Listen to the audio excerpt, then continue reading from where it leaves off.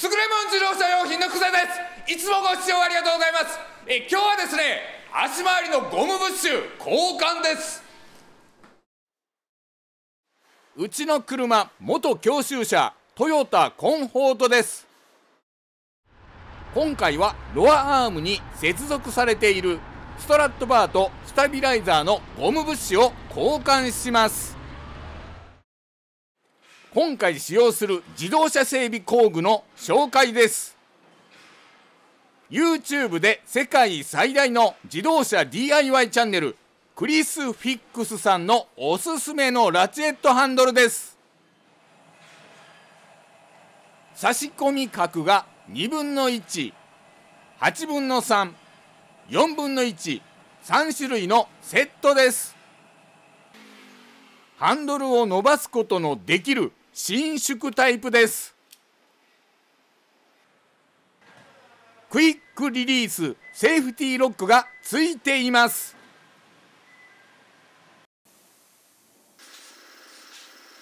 一番大きな2分の1でオイルナットを緩めることができるのか試してみます。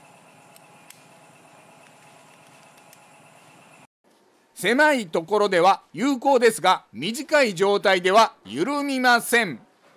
ハンドルをいっぱいまで伸ばします。ホイールナットを簡単に緩めることができました。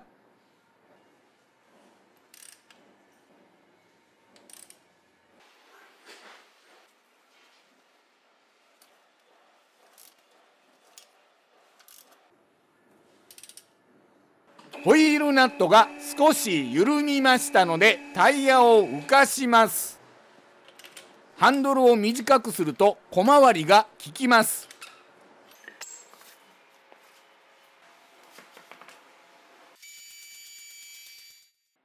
8分の3使います。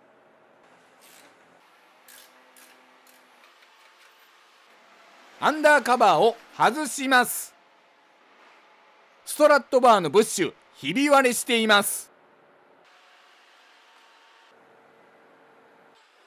スタビライザー内側のブッシュはひび割れしていませんが交換します。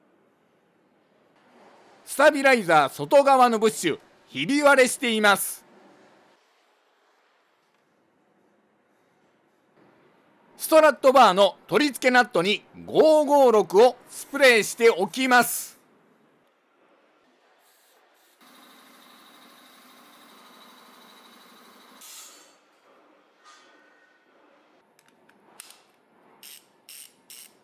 締め付けトルク137ニュートンメーターの大きなナットを緩めることができるのか試してみます。ハンドルをいっぱいまで伸ばします。緩みました。左側の固く締まっているナットも緩みました。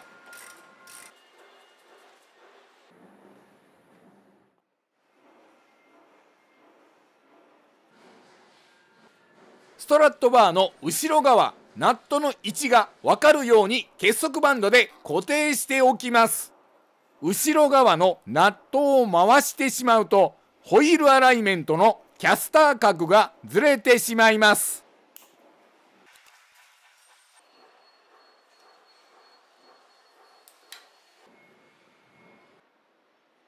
ストラットバーロアアーム側緩めます。締め付けトルク103ニュートンメーター17ミリのナットを一番大きなラチェットハンドルで緩めます。力をかけてもしっかり応えてくれるので安心感があります。スタビライザーは8分の3ラチェットハンドルを使います。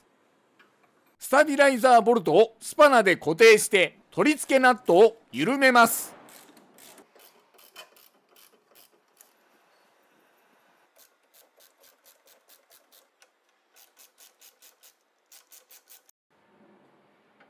8分の3ラチェットハンドルいっぱいまで伸ばしています。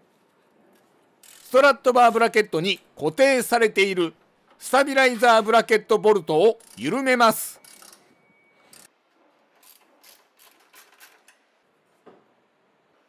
ストラットバーの固定ナットを外します。大きなナットも外します。ストラットバー外れました。ゴムブッシュと金属製のカラーです。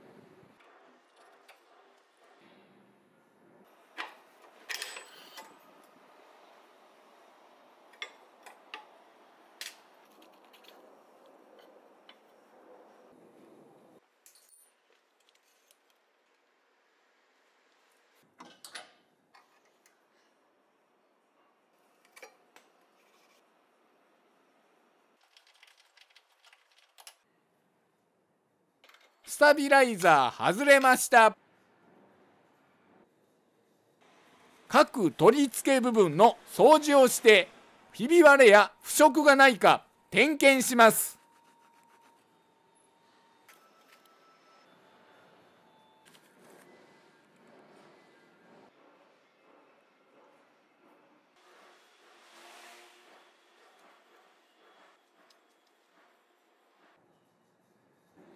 水垢一発で掃除をしながら変形や損傷はないか確認します。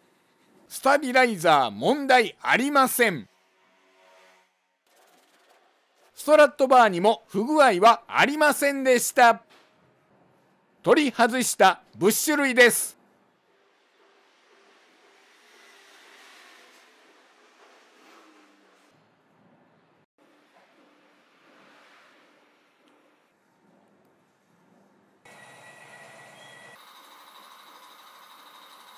右側新品です。スタビライザーブラケット部分のブッシュはほとんど変形していませんが硬化しています。右側が新品です。ストラットバーのブッシュです。右側新品です。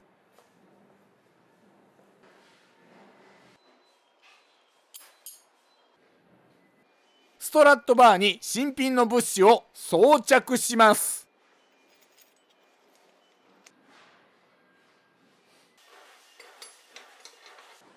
ストラットバーをブラケットに差し込みます。ロアアームにはめ込みます。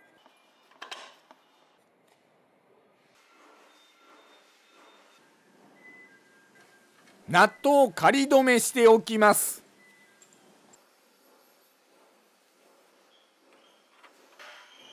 ストラットバーブラケット部分のナット仮止めします。スタビライザーブッシュのボルトです。ナットのついている方がロアアーム側です。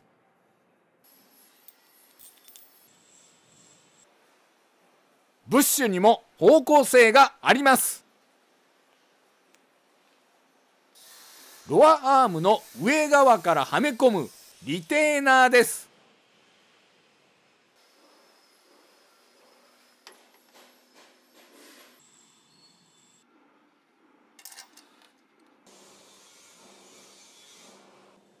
ロアアームの下側ブッシュも方向性を確認してから取り付けます。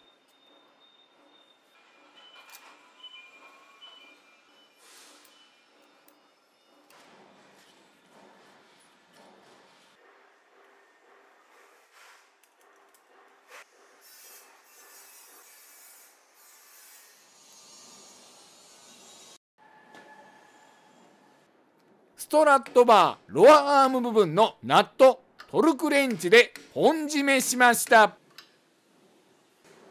スタビライザー内側のブッシュを組み付けてからストラットバーブラケットに取り付けます。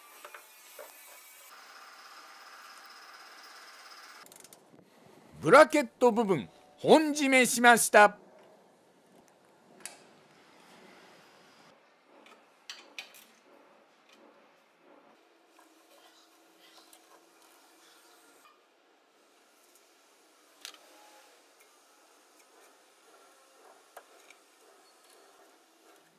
ロアアーム側スタビライザーブッシュの取り付けナットは仮止めです。ロアアームを車載ジャッキで持ち上げて足回りに力をかけています。タイヤを取り付けて地面についているのと同じような状態にするための作業です。ゴムブッシュが適正位置に収まっていると思いますので、規定トルクでナットを締めます。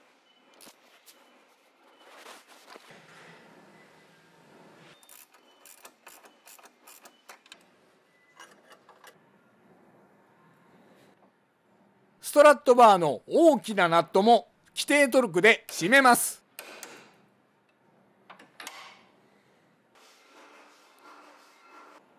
結束バンドをカットしてタイヤを取り付け、作業終了です。完成しました。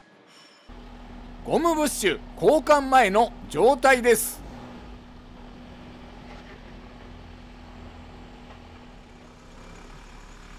交換後です。ストラットバーとロアアームのたわみが少なくなり、車体の揺れがすぐに収まります。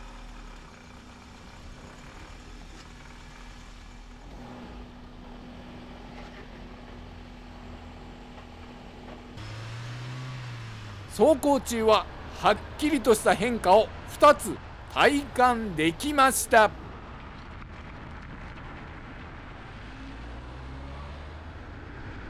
車の直進性が良くなり、ほぼふらつきがなくなりました。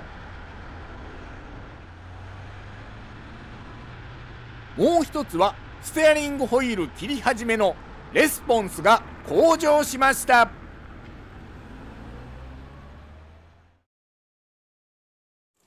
ご視聴ありがとうございました。今後ともよろしくお願いいたします。